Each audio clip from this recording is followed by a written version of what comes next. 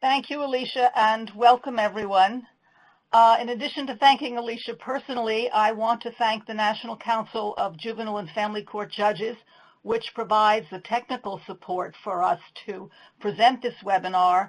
And of course, I thank the Department of Justice Office on Violence Against Women, which funds the Council and the National Judicial Education Program to be able to do this work.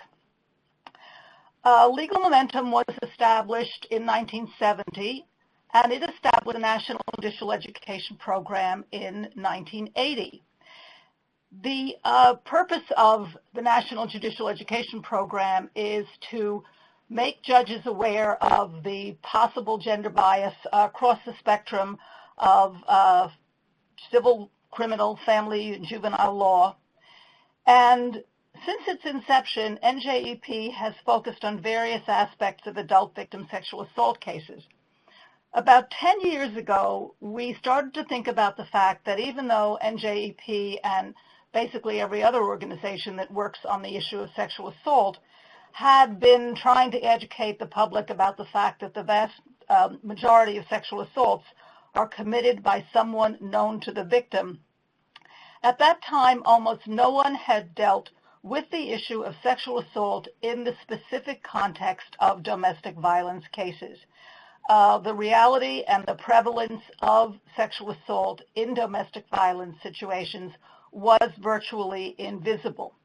And that led to our developing the web course that Alicia mentioned to you, which I'll say more about in a moment, and which, as she told you about, is free. On the slide, on the screen now, if I advance this, you will see the learning objectives for this webinar. And I want to mention particularly something in that last line, recommendations and resources for addressing IPSA. Throughout this next hour and a half, I will mention a number of resources, and some of them I will be able to give you some information about, and others are simply in the resources box for you to look at. We've really tried to provide you with a range of resources from our own work and from many other organizations, and I do encourage people to take a look at those. This next slide is about the specific aspects of sexual assault cases in the intimate partner sexual abuse / assault context, which make them different than other kinds of sexual assault cases. Some of you may have heard the line from a book called License to Rape, Sexual Abuse of Wives by David Finkelor and Kirsty Elo. This is, to my knowledge, the one of the very first, if not the first book written in this area. It came out in 1985. And one of the quotations in their book from a survivor is, "When you're raped by a stranger, you have to live with a frightening nightmare. When you're raped by your husband, you have to live with your rapist." So usually we think of rape as a one-time event for the victim, if you will, and we don't think about somebody living in a situation where there is repeated assault, and there is some research which I'll come to. Extreme betrayal of trust, cultural defenses invoked, risks of escalating violence and lethality, risks in custody and visitation determinations. This is sometimes an aspect of rape cases where you see that there has been conception in a child, and there are still a few states which do not legislate against a rapist having custody or visitation with the child. So you all might want to check your own state legislation and be sure that you have that protection for potential victims. We find that jurors trivialize marital or intimate partner rape, and we find that some treatment programs, whether they're for victims or for offenders, do not specifically address intimate partner sexual assault. And we'll talk about all of these issues a little bit more as we go forward. So let me say a few words about this web course. As Alicia said, it's called Intimate Partner Sexual Abuse, Adjudicating this Hidden Dimension of Domestic Violence Cases. In one sense, it is written for judges. but the fact is that it's completely accessible and it is used by people from every possible discipline. It has 13 interactive modules on topics ranging from just what do we mean by intimate partner sexual abuse to juror deliberations and trivialization, evidentiary issues, cultural defenses, and so on. We called this web course Intimate Partner Sexual Abuse rather than Assault because this is an issue that includes a lot of behaviors which we'll talk about, which would not be indictable, shall we say, as criminal offenses, but nonetheless are a very important aspect of sexual abuse, sexual assault continuum, and need to be developed when one is looking for information about what is really going on in these cases. The web course is very interactive. There are civil and criminal case studies. It's also written in such a way that it can be adapted to local law and practice. Currently, there's an adaptation for Minnesota, an adaptation for tribal law and practice, and anyone who thinks that they might be interested in adapting it for their own states should be in touch with me, and my contact information is the last slide. Another resource that I truly commend to you, I only have one chapter out of the 25, so I can say without patting anybody on the back that this is a book that anybody who works in this field has to have. It's called, obviously, Intimate Partner Sexual Violence, a multidisciplinary guide to improving services and support for survivors of rape and abuse, published in 2013, available on Amazon. 25 chapters on everything from working with teen victims to the law enforcement response. On the web, I beg your pardon, on the in the file box, I have this cover followed by the entire table of contents. And for each chapter, there's a little thumbnail sketch, so you'll be able to see what a rich resource this is and how it might pertain to your own disciplines. In 2010, the CDC published a survey which I would imagine many of you are familiar with, the National Intimate Partner and Sexual Violence Survey. And in that survey, they asked questions about various aspects of intimate partner violence, sexual violence. And in their final report, this is a quotation, nearly 1 in 10 women in the United States has been raped by an intimate partner in her lifetime. And this is a slide that has a little more detail. Actually, so their number is 9.4% of women raped by an intimate partner, just under 17% of women subjected to sexual violence other than rape by an intimate partner, 8% of men subjected to sexual violence other than rape by an intimate partner. And what they say in the report is that the number of men reporting rape was so small that it could not be generalized. Now, when we say, what does being subjected to sexual violence other than rape by an intimate partner mean? Well, there are lots of answers to that question, but I just want to tell you about one case in New York that I think exemplifies some aspects of this issue. There was a woman named Barbara Sheehan who was married to a man who he was a retired police officer, and he was very violent, and he forced his wife to watch him masturbate while he wore an adult diaper or women's clothing. You can imagine what it would take to walk into a police department in New York City and say, my husband, who was one of you, this is what he likes to do. And I'm only giving you the barest example of what happened in this case. This all came to light because ultimately she shot this man. And there was, as you can imagine, a major trial and so on. But some of these cases, I coined the expression too bizarre to be believed because the narratives are so unexpected, shall we say, that really many people simply do not want to believe that there could be men who force their wives to have sex with animals. And I put the words have sex in air quotes at that time. But the reality is that this is an area of extraordinary diversity in the sense of the kinds of abuse that victims are subjected to. So having showed you these numbers, here's a little question for those of you who would like to write into the chat room what your responses are. This is Judge Jeff Kremers, who's the judge in Milwaukee with whom we have worked for many years. And when he first began to work on this issue with us, he one day said, you know, if a partner is controlling, abusive, and violent in the kitchen, the living room, and in public, why would he stop the abuse at the bedroom door?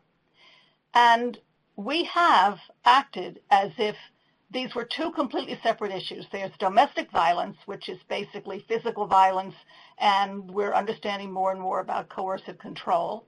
And then there's sexual violence, which is not the same thing. It's like two parallel tracks, but they don't intersect. So why do you think we have dealt with these issues as if they are not intertwined? Anybody going to write into the chat room?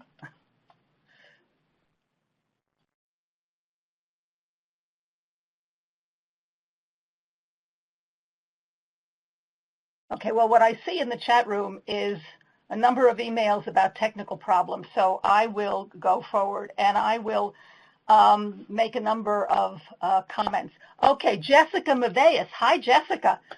Because of general discomfort with the topic. I feel it is because most victims of sexual assault do not report.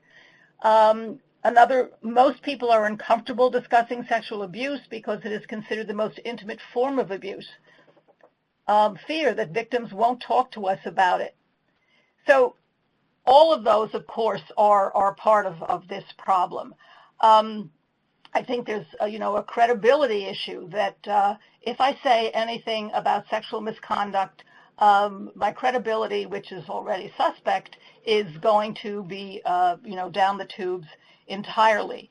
I want to suggest that a major reason that we have treated these two issues, these issues intertwined as if they were two separate issues, has to do with the development of law around marital rape. So if you think about the fact that when the reform movement to make domestic violence an issue that the police and the courts would take seriously began, marital rape was completely legal in every state in this country. And so you had a situation where the domestic violence movement grew up in an era where sexual assault was not even something to be discussed in the context of any of these cases. Today, while no state has a complete marital exemption, about half the states still have some aspect of the law relating to marital rape which holds on to a vestige of the exemption, if you will, a very short reporting time, like 30 days, or lesser sanction for the offender.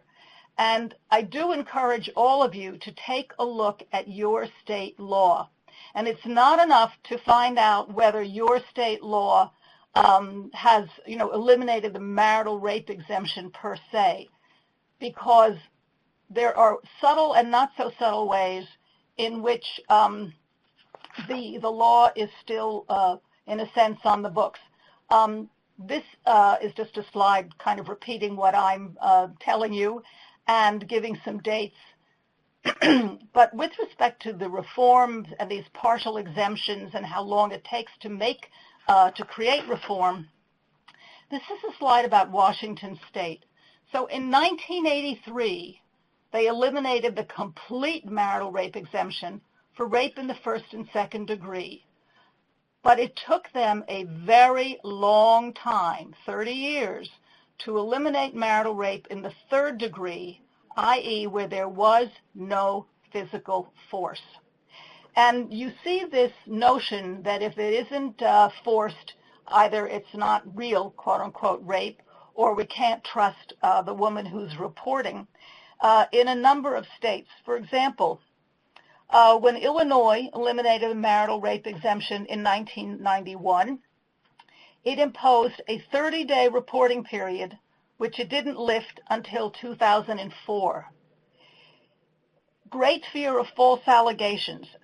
Arizona eliminated the marital rape exemption also in 1991, but it made marital rape a Class 6 rather than a Class 2 felony. And it took them until 2005 to equalize the felony levels for marital and non-marital rape.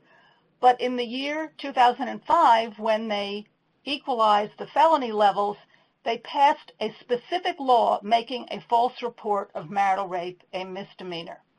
So this notion of women lie, false allegations, is alive and well in the land, and I'm sure everybody listening to this webinar knows that.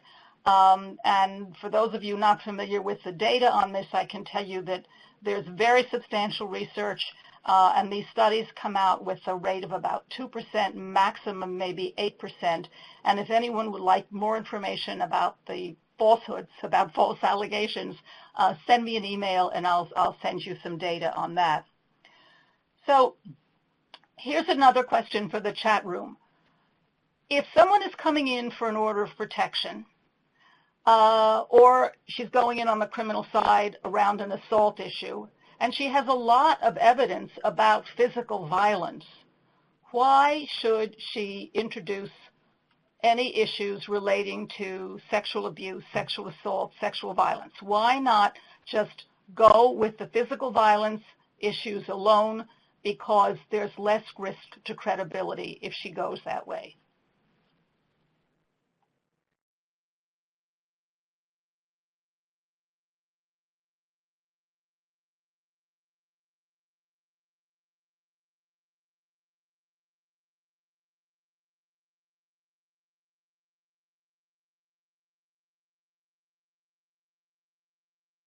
Okay, so I'm looking at what people have written. Sexual violence tends to be a taboo subject, which makes it difficult for survivors to seek help. Some victims will bring up DV, but not sexual assault as easily. So I think what's coming up is maybe, okay, increased lethality risk, definitely. Increased risk. Because someone's written in about the need for accurate counseling and so on. So I asked that question because we really have had prosecutors and advocates just tell us straight out that if a victim does disclose sexual abuse, sexual assault of any kind to them, they just flat out say, keep that to yourself. We have enough to go on to get you an order of protection to deal with this criminal physical assault case. Don't raise the sexual violence aspect. You will undermine your credibility even further. But as someone wrote in, one of the key issues around this aspect of sexual assault is that it is a factor for risk assessment. And as we'll talk about later, not only is it just a factor, it is a leading factor. If there's forced sex as well as physical violence, the potential for lethality is very high. So if we don't know about the level of sexual violence, whether there is sexual violence and what's going on in these cases, we really can't know how dangerous the offender is and what the risks are to the victim, and as we'll speak about more later, not only to her children, but literally to everybody around her. So a word or two about what is intimate partner sexual abuse. What are we talking about? And as I said before, we chose the word abuse for our web course because we wanted to get at the fact that it can start with degrading language. You're not going to get an indictment because your husband called you an XYZ, but the fact is that this is definitely a part of the continuum and extremely disturbing for the victim. You can all read this list for yourself, as I'm sure you've been doing. Reproductive health issues. A lot of this problem is very specific for teenagers. coercing pregnancy by, putting holes in the condom and so on, attacking the partner when she becomes pregnant, very prevalent and very serious. In the resources that are cited in the chat box and also in the web course, I have many, many quotations excerpted from a variety of very valuable sources. This is just one from Margaret Abraham, Sexual Abuse in South Asian Immigrant Marriages. This is a quotation. "Most of the time he would force himself on me. After my fourth child, my sister's friends suggested I go on the pill, but my husband was reluctant to buy them. He never himself wanted to use condoms or anything, and by making me pregnant time and time again, he was trying to tie me down to him." Then someone else who's quoted in a book that I commend to all of you, and we have a short list of books in the list of resources. Raquel Kennedy Bergen, Wife Rape. She says, "It started right before the baby was born. When I was pregnant, the doctor said not to have relations, but he kept wanting it. I had hard pregnancies." Now here's another slide of sexual abuse for which you're not going to get an indictment, but which is very prevalent. Basically extorting the victim. Sex in exchange for money for feeding the children, refusing to pay child support without sex, refusing essential medical transportation without sex. That comes from a very specific study, Walter de Kesserdy, who works a lot in this area, and also from another book that is mentioned in our little list in the file box. Many of you may know Diane Russell's book, Rape in Marriage. And this is something from a survivor, a rural woman. She's in labor. She's dependent on her husband for the half-hour drive to the hospital. She's pleading that she's in acute pain, and he refuses to drive her until she acquiesces. Quotation, "Please take me to the hospital," I begged, as another contraction stormed across my body. "Not until we have a screw," he insisted. Then, of course, the issue of pornography, making the victim view, imitate, or participate. Walter de Kesserdy, whose name I mentioned just before, in a research study that he did in rural Ohio, 30% of the women said that pornography was involved in their assaults. This is a little quotation from this particular article of Walter's. One researcher told the researchers, woman told the research that she, quote, "knew that she was particularly at risk for being sexually assaulted after her husband watched pornographic movies, so she made extra efforts to avoid him at these times." A woman named Mary Winkler from Tennessee, who was charged with the murder of her husband, a lot of her trial was televised, and she talked about the fact that among the things that he forced her to do, that he did to her, was to reenact pornography. And in the TV of the trial, as it was ongoing, they showed the shoes, they showed the clothing, and she said, when people said, "Well, how come you didn't report any of this?" And she said, "Well, we lived in a small town. He was a pastor, and I didn't see any way out, and I didn't think anybody would believe me. And so in the end, she killed him in self-defense." This is a very interesting issue for immigrant victims.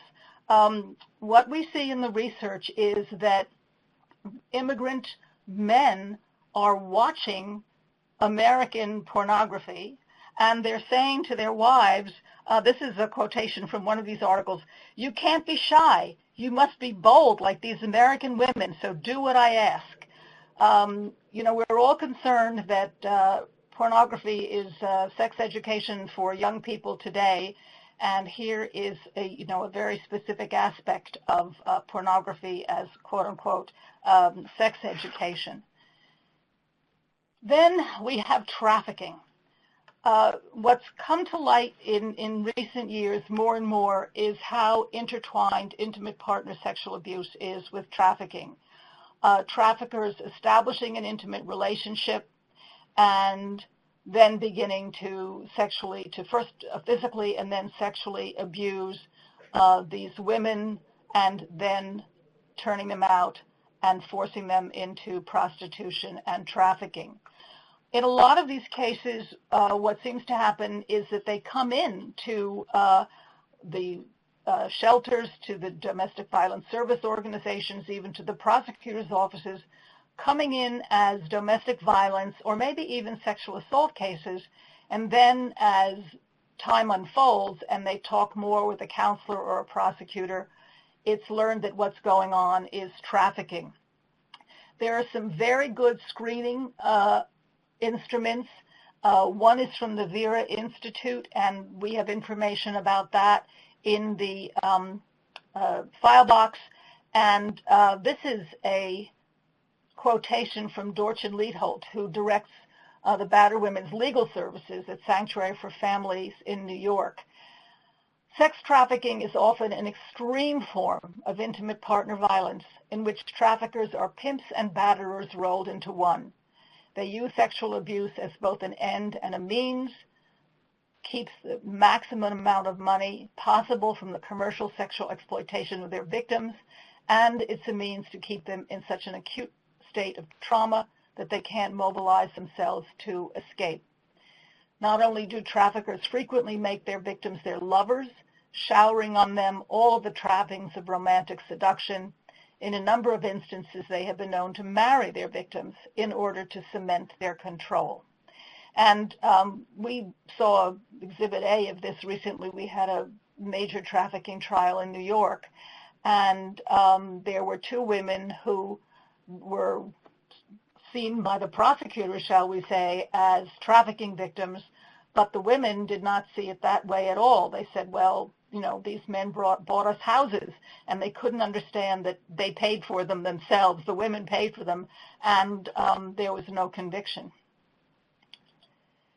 I want to tell you about this resource, the Human Trafficking and the State Courts Collaborative. This is a consortium of the National Council of Juvenile and Family Court Judges, who is providing the technical support for today's webinar. The Legal Momentum, the parent organization for the National Judicial Education Program, the National Judicial College, the Center for Court Innovation, and the National Association of Women Judges. And it has a wide variety of very useful resources. I encourage you to take a look at their website and the resources tab. They have an excellent guide and curriculum that they've written to use with judges so that the state courts will better understand what trafficking is and how the state courts can be involved appropriately within the law in bringing to justice those who are trafficking women and children across the country. This slide of forced sex acts may seem to you sort of almost, why is she showing this to us? Because, of course, you know, this is obviously part of the problem. But there are some people who do not understand that this is part of the program, part of the problem. In 2014, a Virginia state senator was running for Congress, and it made news that when the issue of marital rape exemption came up in his state in 2002, he urged that it shouldn't be a crime. He cited the impossibility of convicting a husband accused of raping his wife, quote, when they're living together, sleeping in the same bed, she's in a nightie, and so forth. And there's no injury, there's no separation or anything. And, he said, changing the law would cause a man, quote, enormous fear of the damage to his reputation if his wife ever filed a false claim. So here's someone who doesn't think at all about the fact that there might be physical injury, that injury might only quote unquote in air quotes, be profound psychological injury. And as important as it is to be aware of how much violence there often is in these intimate partner sexual assaults, it's also important to realize that sometimes there's no in the moment violence at all, and that acquiescing out of fear, because you know what this man is capable of, acquiescence out of fear is not consent. In one of the resources, there's an example. A woman was on her honeymoon, lots of sexual activity. She comes home, and one night she declines. Husband gets out of bed, gets his shotgun, puts it under the bed. She doesn't say no that night or ever afterward. Another example is a case that some of you may know of, perhaps not by name, but Amy Castillo was a case that made a lot of news. And when I tell you about what happened, you'll know why. Amy Castillo was a pediatrician in Baltimore. Her husband, from whom she was estranged, was becoming increasingly erratic and violent. She was divorcing him. She had an order of protection, a temporary order. When she went in for the final order, the defense attorney raised the fact that she had had sexual relations with her estranged husband very recently. She could not get the judge to understand that her husband had said to her, "The worst thing I can do to you is to kill our children and leave you alive to suffer." And if he wanted sex, and that's what she needed to do to get him out of the house and protect her kids from increasing violence, she acquiesced. It didn't mean that she wasn't still afraid of this man. The judge did not get it at all, and he allowed this man unsupervised visitation with these children, and when he drowned all three of them in a hotel ballroom, that's when there was a lot of publicity. Sometimes there are courts that do get it. In the web course, I cite a Tennessee case, it's a marital rape case, and the court notes the fact that the last act of intercourse that's discussed in this case was apparently consensual, but the woman testified that it wasn't really, that it was acquiescent. She said, "I just wanted the whole thing to be over with. I knew that he wasn't going to kill me then, but I didn't want to get beat either." So the court understood that there was some acquiescence out of fear there, that it wasn't just suddenly she wasn't afraid of him anymore. In addition to forced sex acts, there can also be physical violence immediately before, during, and after. One of these quotations from Raquel Bergen's book, Wife Rape, with respect to sadistic acts, she quotes the wife of a physician. She returns home after a cesarean, and he forces her to have oral and anal intercourse. And the victim says, "I told him I couldn't have intercourse, and he told me skin heals in 72 hours. And there are many other examples of that kind of experience in the web course, many other cases. Apologizing after battering, very commonplace. It appears that sex after violence serves several functions for the batterer. To him, it signifies forgiveness. It's a form of make-up sex. He's afraid that the victim is going to leave him after he batters her, and so he wants forgiveness, and for him, having sex equals forgiveness. Excuse me. And then, of course, if she does want to leave, having sex, quote unquote, is a way to force her to stay, and perhaps to make her pregnant is a way to force her to stay. It reinforces a claim of ownership. In these various sources, you can see quotations, "I don't care if you don't want to, you belong to me." The usual, "If I can't have you, nobody can." "You think you're done with me, bitch, you'll never be done with me. You are mine, remember that I'll always have you." And this is considered part of an apology, right? So this is another question, but leading into a discussion of each of these groups. Who are the victims? And basically, it can be anybody.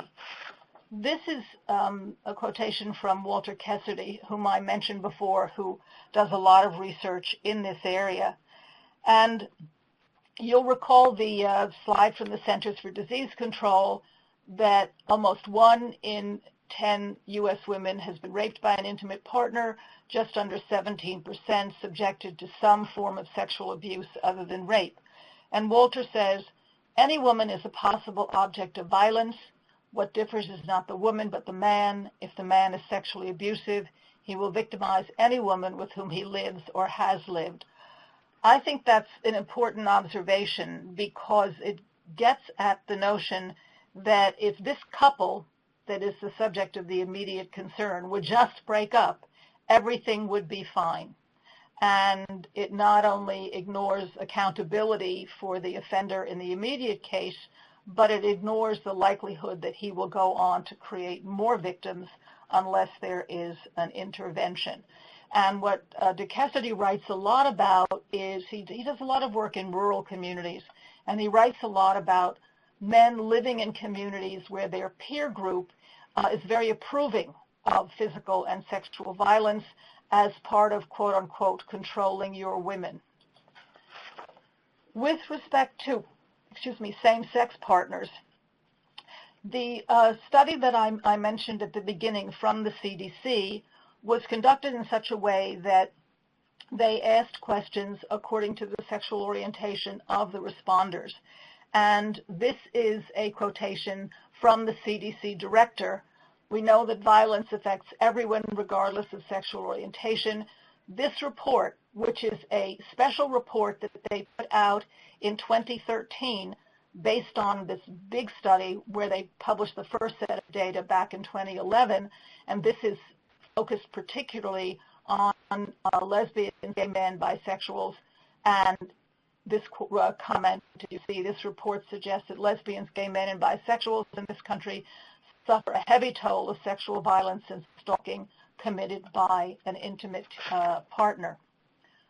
With respect to elders, there's a lot of education going on around the country, judicial education, advocate education, law enforcement education, about elder abuse from the point of view of financial abuse and physical abuse. The fact that older people can also be victimized by sexual abuse is usually overlooked. NJEP has an online curriculum called Elder Victims of Sexual Abuse, so that that's out there for anybody to use, to integrate into longer programs, to use as freestanding curriculum, and it's on our website, which is just www.njep.org. It is really comprehensive. It has the PowerPoint, it has a faculty manual, it has resources, and it's adaptable to your own state law and practice. So I hope that that will be useful to you. Teenagers. It's very interesting that until very recently we acted as if there were no domestic violence offenders until they turned 21, and then all of a sudden, turn 21 and start beating your wife and girlfriend. And when you think about it, that is just absurd on its face, and so it's hardly surprising that we see numbers like this. 1 in 5 teenage girls in a relationship has reported being sexually or physically abused.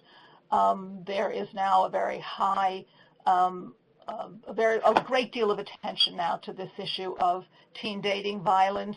The Office on Violence Against Women has many projects underway to focus on this. NJEP is doing a little bit of work in this area to provide some basic information for judges. I mentioned before that there were high levels of reproductive health coercion in this community, a lot of birth control sabotage, and then, of course, social media. You all know that this is very commonplace in this age group. There's such a tremendous use of social media for good and for ill. And there is also the issue of revenge porn, which can, of course, affect adult women as well. But the notion of posting photographs that show individuals in the nude or in provocative, quote-unquote, poses that were provided voluntarily but intended only for the recipient, not for the world, and end up being posted onto the web. We now have 26 states that criminalize this revenge porn as it's come to be known, and Jackie Spire, who's a California representative, is working on a federal law that hopefully might even be introduced this month. Now, in your file box, there are a lot of references to materials that the Washington Coalition of Sexual Assault Programs has developed on teen dating violence. One of them is even a webinar by Jennifer Levy-Peck, who is a co-author of the book that I recommended so highly. It has a curricula in it. It has just a lot of things that are for parents, for schools, for teenagers themselves. And I think that you will find those materials very helpful. So now, the CDC looked at numbers, across the board in terms of, the number of incidents, the percentage of victims who are reporting sexual abuse. And then there are studies that look at women who are known as victims of abuse who are seeking protective orders and looking at their data. So this is a study that looked at women who were already seeking orders of protection. They had reported to the researchers. Now, to the researchers, 68% of these 148 women reported that in addition to physical violence, they'd been sexually abused. Not surprisingly, not one of them had mentioned sexual abuse in her order of protection. Now, the researchers obtained this information because they used very careful questioning. They didn't say, have you ever been raped? They didn't put labels on. They used behaviorally based questions. Have you ever been made to have sexual intercourse against your will, physically forced to have sex, use an object on you in a sexual way? The use of behaviorally based questions is extremely important. So given that not one of these 148 women, 68% of them reporting sexual as well as physical abuse, why do you think that nobody in this group mentioned sexual abuse in her petition for an order of protection? Anybody want to write something in the chat box on this one?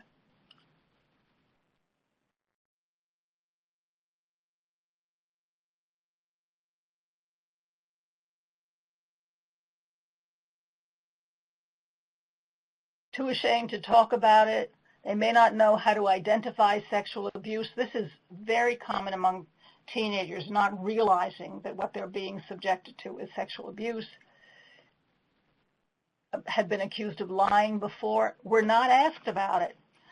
I have looked at a lot of the petition order forms around the country, and something that I see over and over again is that the forms either don't include sexual abuse at all, no reference to sexual abuse, or it's in an area where there's a definition of what constitutes domestic violence that can be the basis of an order of protection, but it is so hard to find it that I'm a lawyer and I read these forms and I can't find it. And then I've seen one or two forms where it's really clear, where there are little boxes, and next to the box it says, why are you seeking an order of protection? And, physical violence, sexual abuse is very carefully labeled, detailed, and so on. Now, it might be that somebody would see that and wouldn't check it off initially, but it's a cue that, sexual abuse is against the law and something for which you can turn to the courts for protection. So a lot of you have been writing about people not reporting. And of course, why do victims not report?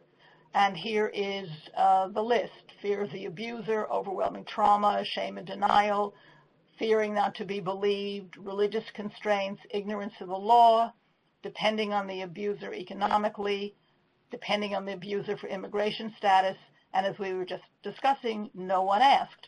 And sometimes even in shelter programs and rape crisis centers, victims are not being asked these questions. With respect to shame, this book that I keep talking about, the co-editor is Louise McCorman Plummer. She is herself a survivor, and she runs a web course that's called Aphrodite Wounded, that is specifically about survivors of intimate partner sexual abuse. And this is what she said about her own experience. The shame in being raped was particularly bad. I felt physically sick with it. While I was ashamed of being battered, certainly in terms of the blame it accrued from others, the shame of being raped was more deeply excoriating. I didn't think I would ever tell anybody because then they'd know I was quote-unquote dirty for being raped, as well as stupid, quote-unquote, for being beaten. Much more than the battering, the rape seemed like an attack on my very womanhood, which I came to feel was disgusting. And that kind of a response makes it very understandable that victims of intimate partner sexual abuse would feel that they need specialized support groups, that it's not comfortable or appropriate for them to be in what I'll call a mixed group with survivors who have dealt with coercive control, who have dealt with physical violence, but have not dealt with intimate partner sexual abuse. And in this book, there's a very good chapter about why victims of intimate partner sexual abuse do need specialized support groups where they can feel comfortable speaking among survivors who have had the same experience that they have. With respect to ignorance of the law,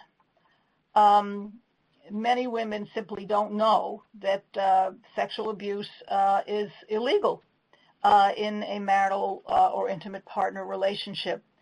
A woman named Michonne Hughes, who was used to be a prosecutor in Oklahoma when I was doing some work out there, this is a quotation from her. She has a private practice where she represents victims of domestic violence and intimate partner sexual abuse. And she said to me, education is needed in Oklahoma so that victims know it is illegal for their spouse to force sex upon them. So many women I talk to about domestic violence are still shocked when they find out spousal rape is a crime.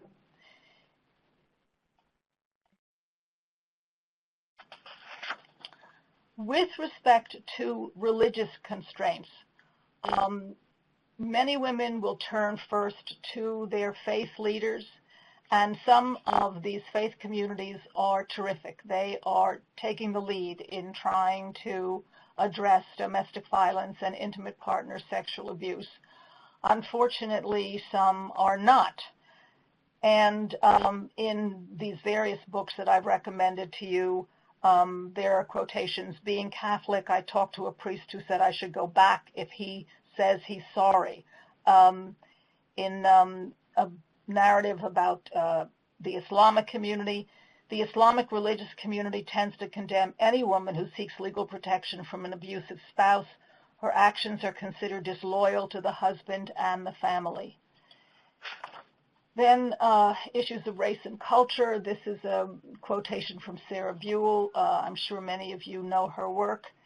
And this is a very, very serious issue. The newspapers are filled just today with the situation at the University of Missouri and how campuses across the country are bringing a new focus on the fact that we are still dealing with very high levels of overt and subtle racism across the country, and the attention right now to over-criminalization, over-incarceration, issues for particularly men of color in the criminal justice community. And this has created a situation where women of color who are abused by men from their own community really feel forced to choose between their own situation and the community at large, and they can be punished by their community if they go to law, as the saying goes. So if we are going to deal with the issue of intimate partner sexual abuse, assault in a serious way for everybody concerned, we have to look at the issue of racism in the justice system as well. And that racism, interestingly enough, people are very aware of black men who have been wrongly charged with the rape of white women. What is not as widely known is that the rape of a black woman by a black man is the most devalued of sexual abuse crimes. We have a study in one city where jurors do the sentencing, and the gradations from, if a black man raped a white woman, that was the highest sentence, but a black man who raped a black woman, the sentence was only 1 year. So we see that cases involving women of color are the most likely to be ignored by the police and the prosecutors. There is a long way to go on these issues. Then cultural defenses. I mentioned this in that opening slide about issues that are specific to sexual assault in this context. The cases that come up where someone who is from a community where he's immigrated from another area, or his religious beliefs conflict with the law, shall we say, and these are coming up in marital rape cases. A New Jersey case, a young couple, he was living in New Jersey, went home to Morocco, married this young woman, brought her back to New Jersey, and he repeatedly raped her. She had an order of protection, and then she was seeking a final order. And in his defense, the husband said, well, no mens rea here. I didn't have any criminal intent because in my religion, the wife cannot say no to her husband's sexual requests, quote unquote. And he brought his imam in to testify to this. The family court viewed the actions as culturally appropriate and consistent with his religious beliefs, and denied the final order. This went up on appeal, and the New Jersey Appellate Division reversed, holding that the family offense at issue required only general intent, not specific intent, and also commenting on the fact that cultural defenses and determining the free exercise of religion does not exempt an individual from generally applicable issues of criminal liability. There's also just this year been an outstanding case from the appellate court in Ontario, Canada, a family that had immigrated from Iraq, and it came to light through a child talking to his teacher that the husband was raping his wife, beating his children, and when all of this went forward, the judge noted a significant cultural gap between acceptable behavior in the home country and in Canada, and gave this man an 18-month sentence for, really very, very serious physical and sexual abuse. And the Ontario Court of Appeals called this sentence manifestly unjust, imposed a 4-year sentence, countered the trial judge's profoundly erroneous claim of, quote unquote, no injuries, and said cultural differences do not excuse or mitigate criminal conduct. To hold otherwise undermines the equality of all individuals before and under the law, a crucial charter value. It would also create a second class of persons in our society.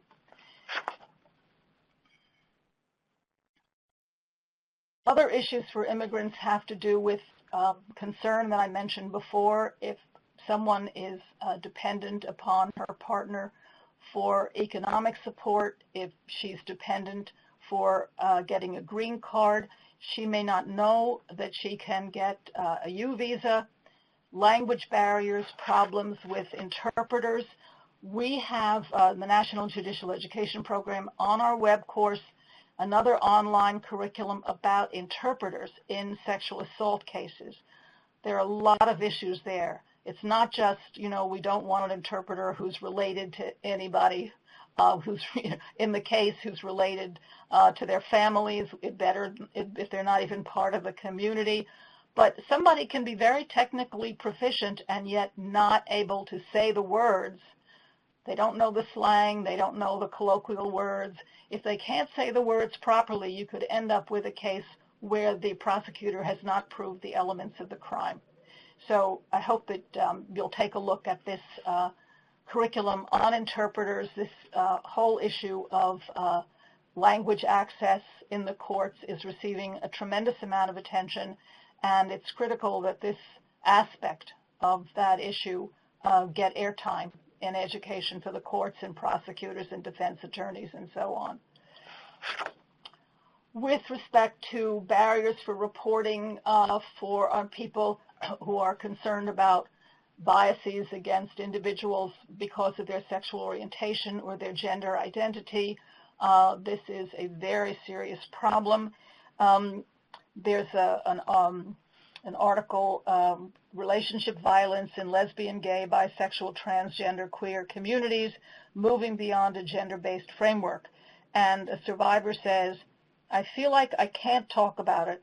I mean, how many therapists / social service providers are going to understand queer, S&M, abuse, intersex, interracial, all features of her abusive relationship? It's too complicated. There is too much explaining that I have to do. So that obviously we need a tremendous amount of training for those of us who are providing direct services to victims, who are prosecuting and defending cases about all of these issues, which I have to tell you, I was at the Glamour Women of the Year Awards on Monday night, and there was Caitlyn Jenner. She spoke for half an hour. And this is truly a moment for education, and I hope that it will bring some attention to this issue on a wider area and not just be focused on that one person's transition and celebrity. Then inadequacy of victim services. That may seem surprising, but several years ago, Raquel Kennedy did a study, and she found that only 31% of battered women's shelters and 49% of rape crisis centers provided training on marital rape, and only 55% of battered women's shelters and rape crisis centers ask victims about their experiences with intimate partner sexual abuse. You have situations where the marital rape victim is asked to leave the shelter. We don't deal with rape here, and she's asked to leave the rape crisis center because, we don't do safety planning. So I'm sure that since Raquel did this study that things have improved, but it is certainly something that we all need to be mindful of.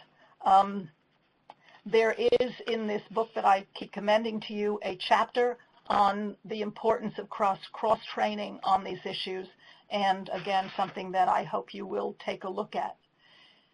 The inadequacy of the justice system, lack of training for law enforcement, prosecutors, judges, court personnel, everybody on the prevalence, impact, and implications for risk assessment. And hostile environment discourages disclosure, and if there is a disclosure and somebody begins the process, then all of a sudden, when they drop out, they're called a quote-unquote uncooperative witness. But the fact is that they were treated so poorly by the police officer they dealt with and or by the prosecutor they dealt with that they just feel that they have to exit the system, that they can't continue to participate. What we do know is that in all kinds of cases of domestic violence and sexual assault, where the victim has support from a trained victim advocate from early on, this makes a tremendous difference in their continued participation in the service, in the process.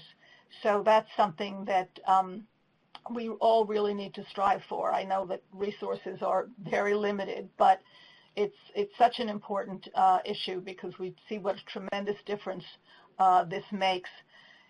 I mentioned before, I responded to someone who put something into the chat room, Jessica Maveus. Jessica is with the Winnebago County Domestic Violence Coordinated Courts, and NJEP worked with her a year or two ago. And what was coming up in their court system was that victims in domestic violence cases were coming into court and they were testifying in an order of protection hearing or a related hearing, and all of a sudden, while they're on the witness stand, they start talking about sexual abuse and sexual assault. It had not been screened for, and everybody was kind of nonplussed. What do we now? We have information about an additional ground for an order of protection, something that may actually rise to the level of a felony. How do we deal with this?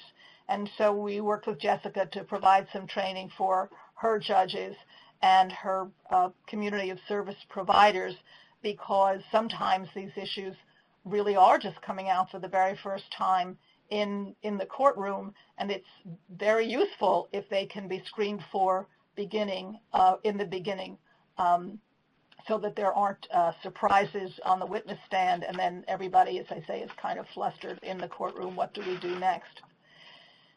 So turning to offenders, this is from a study of 229 diverse men who were in a batterers intervention program in a city in the Northeast.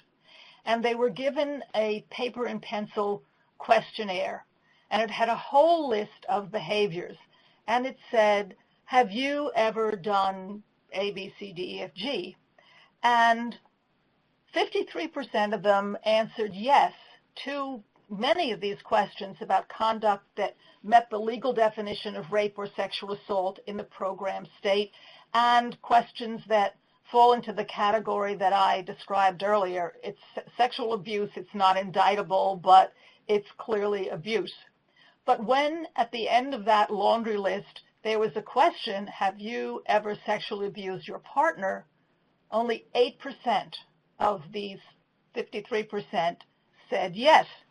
So here are some of the behaviors to which men who did not say yes to that labeling question said yes. I hope that's clear. In other words, the researchers, they've got that survey and their little questionnaire. They've got it. They can see, what did you say yes to, and what did you say to the labeling question. So we had 7% of the men who didn't say they had ever sexually abused their partner. They acknowledged that threatening physical harm if their partner refused to have sex. 14% that said they had used force to compel their partner to have sex. And among the husband rapists in this group, the figure was 28% acknowledged that they had used force. 17% sex with the partner when she's unable to consent, asleep. 6% forcing partner to view pornography. 4% forcing her to enact pornography. 40% pressuring their partner emotionally to have sex against her will. Some of these men used weapons.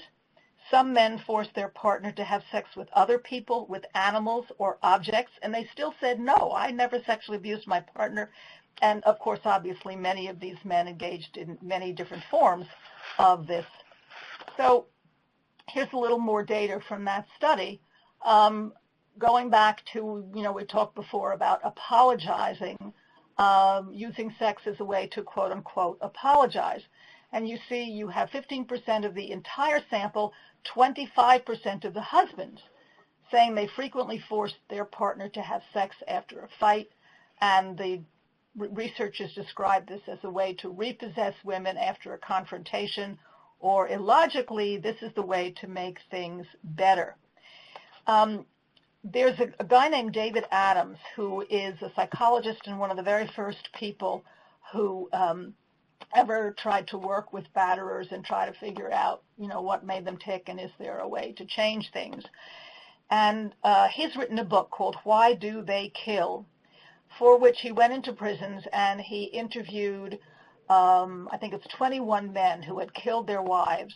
And then as a sort of control group, if you will, or comparison group, obviously the victims were dead, but he interviewed women who had survived a partner's attempt to kill them. And this is what he wrote about this particular aspect. He says, a majority of victims, that's the women who survived, complained that their abusers had sometimes demanded sex immediately after a beating. Several said they had found this to be particularly humiliating. One woman explained, it was like he didn't even care what he'd just done. Another said it was creepy how he'd get all lovey-dovey after smacking me around. In response to the question, was there a pattern to the abuse, a third victim said absolutely. He would get mad, explode, calm down, and then want to have sex. So, more about offenders, using sex to punish their partners. Punishment especially for trying to leave. Evan Stark, whose name I'm sure many of you know, who originated the concept of coercive control, he said that he has dealt with many cases where forced anal sex without lubrication is used as a frequent punishment. With respect to the New Jersey case that I mentioned earlier under cultural defenses, in addition to raping his wife, the husband was very annoyed that she didn't know how to cook and that she couldn't prepare dinner parties for his friends. And so as punishment, quote unquote, that's his word, for her failures as a homemaker, he pinched her breasts and thighs for an hour, and in a second incident, pinched her breasts and genital area and pulled her pubic hair. And as I said earlier, he raped her repeatedly. The entitlement, I always love to give this quotation to judges. I remember one time he told the judge, "That's my wife, you can't tell me what to do with her." Well, indeed, the court can, and the question is whether the court will, and whether through court monitoring and so on of someone in a batterer or intervention program, if he's not incarcerated, whether the court will maintain the court's order. Again, invoking cultural defenses and not even thinking that their actions are sexual assault, as we saw in that list of offenders in the study that I just described. Now, with respect to assessing and treating offenders, when my colleague, Mary Rothwell Davis, who wrote the web course with me, and Mary is an attorney here in New York, and she was the first presiding attorney or senior attorney, whatever her proper title was, for the very first integrated domestic violence court here in New York. And one of the things that we did for this web course was that we called around and we talked to people who run batterer intervention programs based on a variety of models. And what we found was that some said we always address intimate partner sexual abuse and assault. We know that it's going on and it's pro forma part of our program. There were some who said, well, if it comes up, if someone mentions it in the batterers group, if someone mentions it in the partners group, then we'll take it up. And then we ran into one group run by a group of nuns who said, well, we don't have to deal with sexual assault here because we don't handle stranger cases. So the treatment of batterers, and I'm not going to deal with the question of whether it's effective or not. In fact, what I'm going to address solely here is batterer intervention programs are often failing to address intimate partner sexual abuse and assault.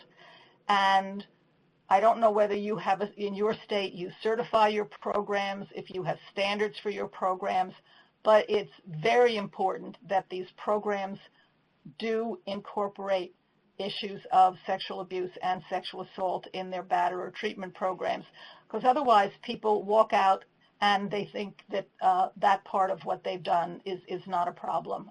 They don't have to stop it.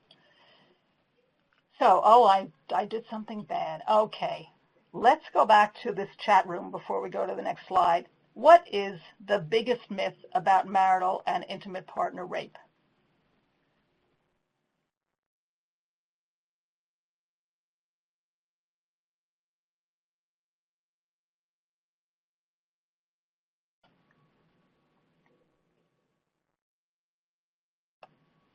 That it doesn't happen, that a husband cannot rape his wife. I'm reading, well, you can all see what's in the chat room.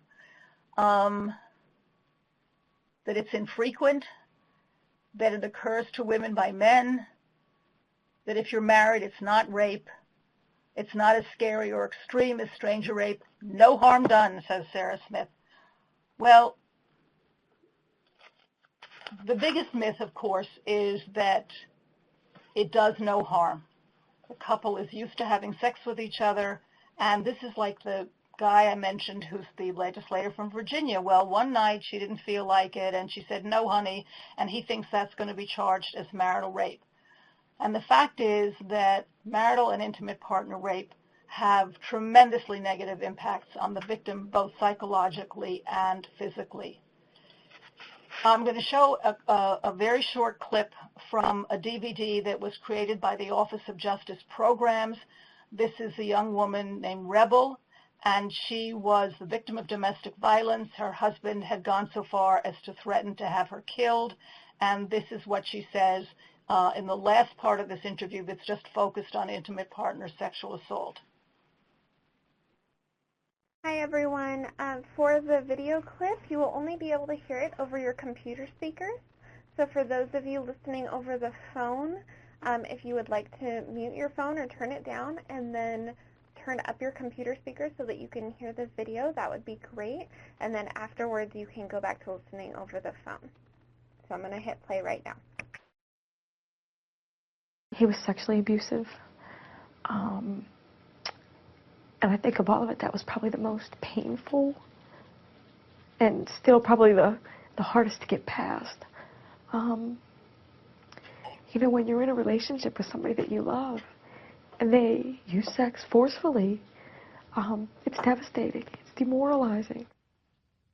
I've gotten to the point where I know I'm better off without it, and I'm moving forward. Me being a victim of domestic violence has really affected my whole entire family and friend structure. For the longest time, it was the elephant in the room. They tiptoed around all of the issues. The fear has eased a little, but it's still there. It's still fresh enough. Emotionally, I can't imagine going out on a date again, or getting into a relationship again. I can't imagine being intimate. I'm afraid that if I put myself out there, it'll happen again.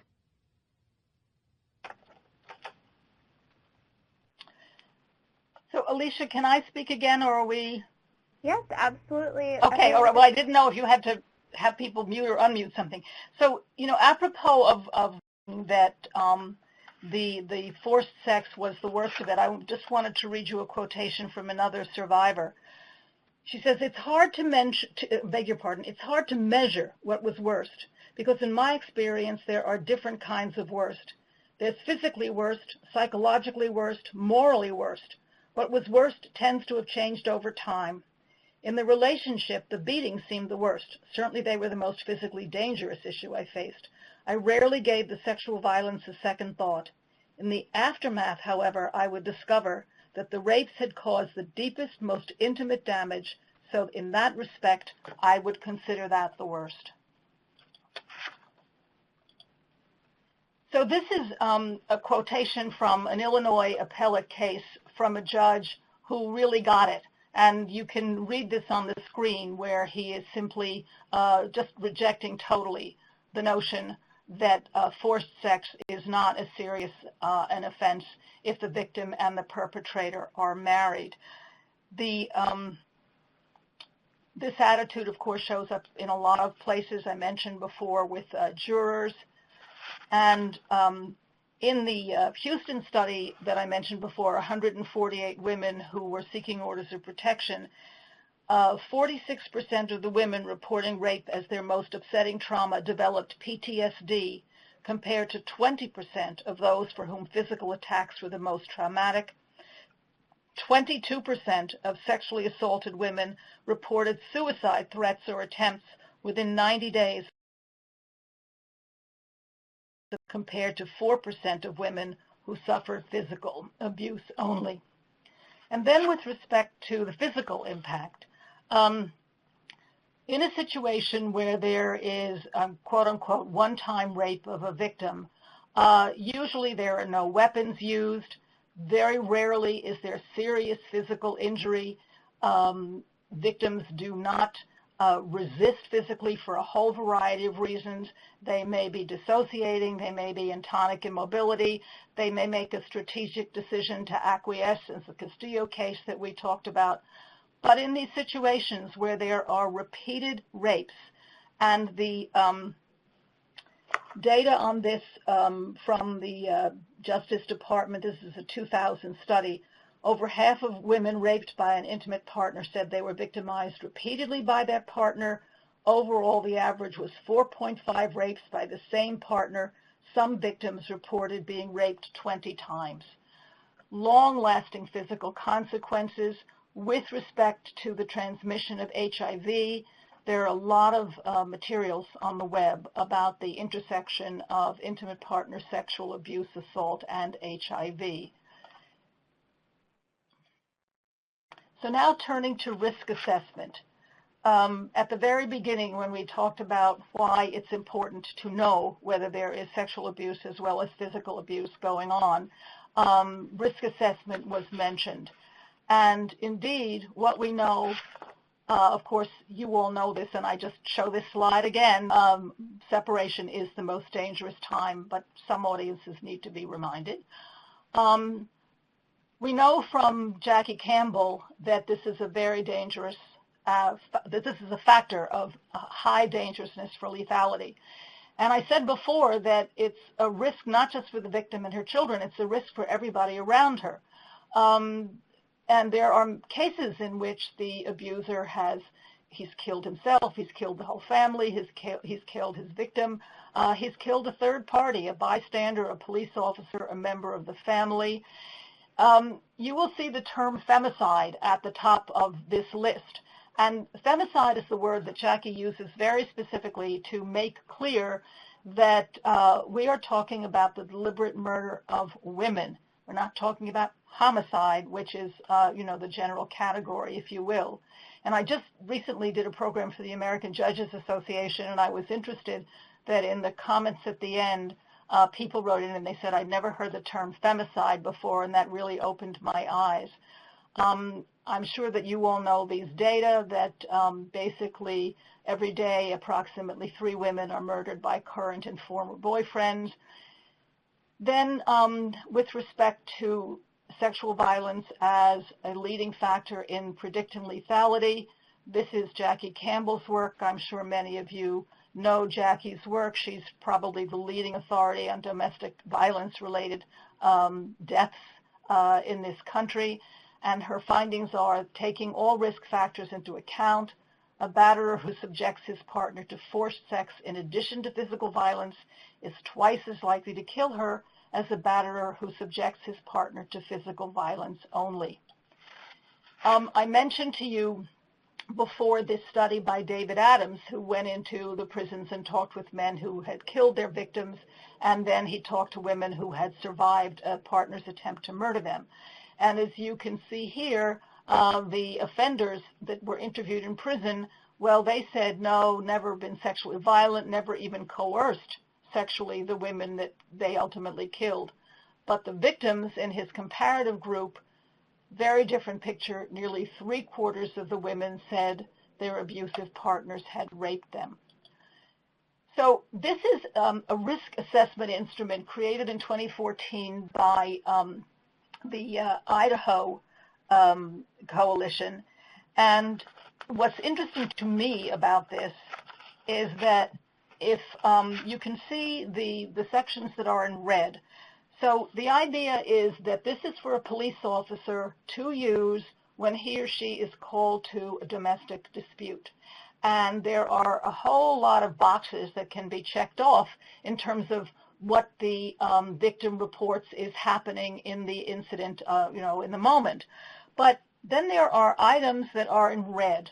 And what the direction is that it says no matter how many other factors are checked off, if any of these items in red are checked, then there has to be referral of the victim to a shelter or an advocate within 24 hours because she is at serious risk. And the items that are, as I said, on my slide, it doesn't show up very well. This is in your file box. And What are those items in red? Has forced partner to have sex, attempted strangulation, recent separation, extreme possessiveness.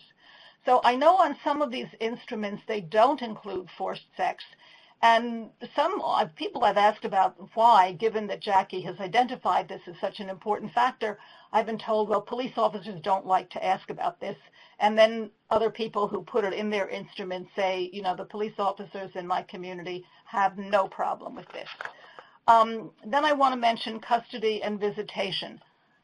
This is from Lundy Bancroft, a name that many of you may know, very prominent in this field, batterers as parents. History of sexual assaults against the mother is linked to increased risk of sexual abuse of the children and increased physical danger. This is from Catherine Ford. There's also a citation to this article in the file box. We're not allowed to post it online because of the publisher. The sexual abuse of a parent has been seriously neglected despite potentially severe traumatic impact on children. The Houston study, again, of women that I mentioned before, when the children of those women, the children ages 12 to 18 of the women subjected to intimate partner sexual abuse showed the same degree of depressive symptoms as children the same age under treatment for depression. This was significantly higher than symptoms displayed by children of women subjected to physical abuse only. Directly witnessing the rape of a parent is enough in and of itself to bring on PTSD in a child, but it is critical to keep in mind that children do not have to witness either the physical or the sexual abuse to be harmed. Exposure literally affects the neurons in the child's developing brain. In your file box is an article that I published in the Judge's Journal last year called Domestic Violence, Developing Brains and the Lifespan, New Knowledge of Neuroscience, and this spells this out in detail. This is such important information because we do see across the country that custody evaluators poo-poo the idea that children are affected by exposure to domestic violence. Some judges do the same. We see awards of custody and unsupervised visitation to violent parents with very serious repercussions for the children. So to conclude, a few recommendations. I mentioned before, take a look at your state law and look at the nuance and see whether you need to be involved in removing some of those odd things like a 30-day reporting period. Write to the media professionals who use the language of consensual sex to describe sexual assault. This is a big issue because how we language this, to use a phrase I don't like but my cousin always uses it, how we language this affects any issue, right? So in your file box is a guide that was created by a Nevada judge who was very unhappy with the coverage of a case in which he was shot by the domestic violence offender. And he wrote a guide for the media about how to cover these cases. You'll also find a link to the National Judicial Education Program's webinar on a subject, we call it Raped or Seduced, How Language Helps Shape Our Response to Sexual Violence. On December 10th, my colleague Claudia Bailiff is going to give a webinar based on that, and I hope that you will listen in. We've been talking about victim services agencies and how important it is to have cross-training. I talked about the chapter in what I always refer to as the lavender book. We talked about intake forms. We talked about screens for trafficking. In your file box, in addition to information about the Vera Institute screen for adults, there's information about a screen for children and teens, which I think you'll find helpful. We've talked about the importance of having a specialized support group for victims of intimate partner rape. We talked about the batterer intervention programs, how important it is that they absolutely do address sexual abuse and assault with everybody participating in their programs. In the justice system, again, NJEP does a lot of judicial education around these issues. We do a lot of education around issues of trauma and traumatic response, risk assessment, services that are needed, and the fact that judges can be leaders in this area without getting afoul of their the limits of their codes of judicial conduct. And we talked before about intake forms. We talked about how important it is that this information be screened and developed before someone suddenly discloses it for the first time in the court, and the importance of using behaviorally based questions. I don't know how many of you are involved in criminal cases, but it's really important that the court allow a thorough jury selection period, so that there can be thorough questioning about whether an individual can sit fairly in these cases or we'll just trivialize them, no harm, no foul. And the need for expert witness testimony. Why did someone not report immediately?